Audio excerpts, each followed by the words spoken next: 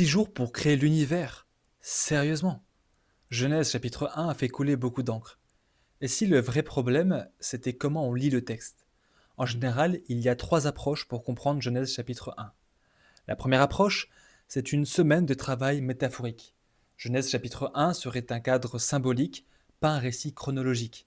Dieu répond à la question qui est le créateur, pas en combien d'heures il a créé l'univers. Mais ça soulève beaucoup de questions théologiques. La mort est-elle apparue avant Adam? Et pourquoi Dieu donne-t-il une semaine de 7 jours à suivre si ce n'est qu'une image? Ce n'est pas vraiment convaincant.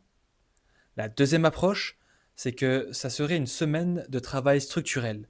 Dieu crée en 6 moments, pas forcément des jours de 24 heures. On garde une chronologie générale, mais on reconnaît que le texte a une forme poétique, structurée. C'est nuancé, certes, mais parfois un peu trop spéculatif. Il est vrai que pour Dieu, un jour est comme 1000 ans. Mais si on précise bien qu'il y a eu un soir, il y a eu un matin, ce fut le énième jour. Trop de données dans le texte nous montrent qu'on a un jour normal, une semaine de travail normale. Ce n'est pas vraiment convaincant. La troisième approche, c'est celle de la semaine de travail littérale. Ce texte parlerait de 6 jours de 24 heures. Point barre.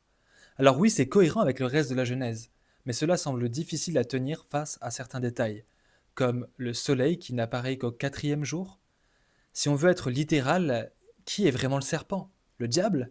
Pourtant le texte ne le dit pas explicitement, mais il explique que c'est un animal. Enfin, Dieu dit que l'homme doit retourner à la poussière. Cette expression est clairement poétique.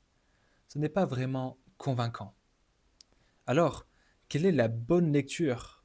Genèse chapitre 1 n'est pas un manuel de science. Il veut nous montrer un Dieu qui a créé avec ordre, puissance et intention. Mais attention, lire la Bible correctement, ce n'est pas l'opposer à la science, c'est la comprendre selon son genre, son but et son auteur. Dans la prochaine vidéo, on ne demandera plus comment Dieu a créé, mais plutôt qu'est-ce que Moïse veut vraiment nous dire en écrivant Genèse chapitre 1. Alors abonne-toi et à bientôt pour la suite.